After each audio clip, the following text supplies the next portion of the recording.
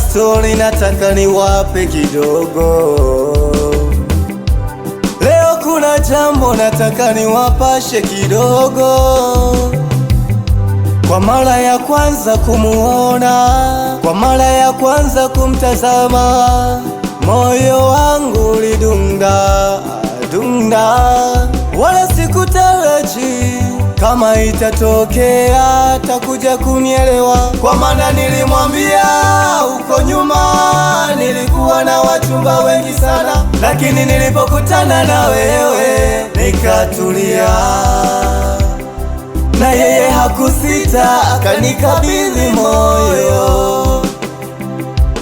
Yeye aliniambia uko nyuma alishateswa na mapenzi, leo amenikabidhi moyo, ni ulinde ni utunze.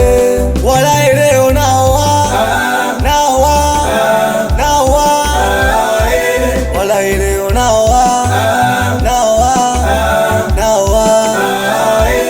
Tena kuna wale wasopenda mimi kuoa, wanaona kama nimepoteza muda, wakati nimechagua chaguo sahihi la moyo wangu. Hivi mrembo kama huyu ni nani anaweza kumuacha?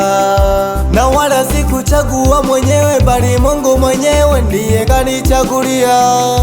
Muone sura yake ilivyo nawiri, muone macho yake yanavyorembo, ni kama ananiita ae ae.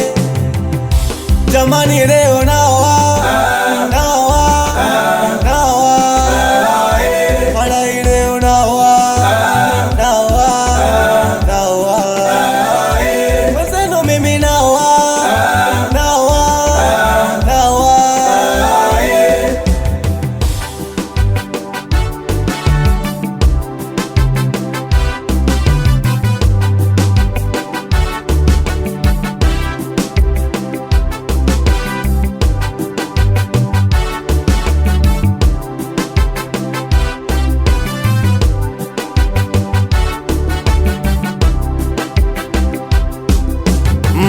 Mke wangu simama wakuone, ni kama nawambia hawanielewi. Simama wakuone sasa, leo nakupa namba moja, natangaza hadharani. Wakulingana na wewe hakuna, wakufanana na wewe hayupo. Katika moyo wangu umejaa wewe tu, na tena watu wote wajue, dunia yote ijue, wewe you are my number one, you are my everything. I love you baby. Hata waseme wasiseme, sindo tayari tumeshawana.